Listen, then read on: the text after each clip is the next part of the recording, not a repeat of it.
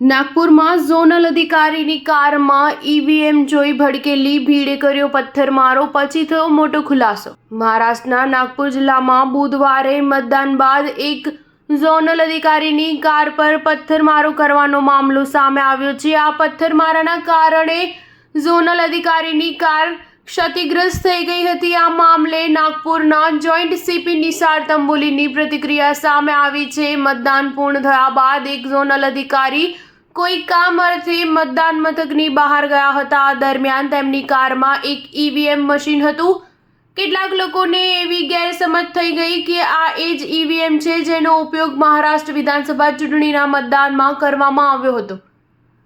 જો કે તેમની કારમાં એક વધારાનું ઈવીએમ હતું। તેમણે જણાવ્યું કે કારમાં ઈવીએમ મશીન જોઈને લોકોએ ઝોનલ અધિકારીનો પીછો કરવા લાગ્યા અને પછી મારામારી પર ઉતરી ગયા અને કાર રોકવા માટે તેમના પર પથ્થરમારો પણ કર્યો હતો, જેના કારણે કારને નુકસાન થયું હતું। નિસાર તંબોલીએ જણાવ્યું કે આ ઘટનામાં કોણ કોણ સામેલ હતું તેની તપાસ કરવામાં આવી રહી છે। પથ્થરમારો કરનારા લોકો સામે કાર્યવાહી કરવામાં આવશે।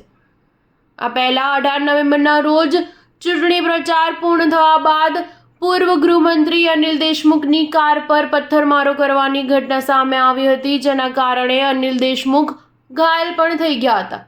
તેના માથામાં ઈજા પહોંચવાના કારણે લોહી પણ વહેવા લાગ્યું હતું। ત્યારબાદ તેને હોસ્પિટલ લઈ જવામાં આવ્યા હતા। સ્ટાર ન્યૂઝ 7 હંમેશા સચ્ચાઈની સાથે।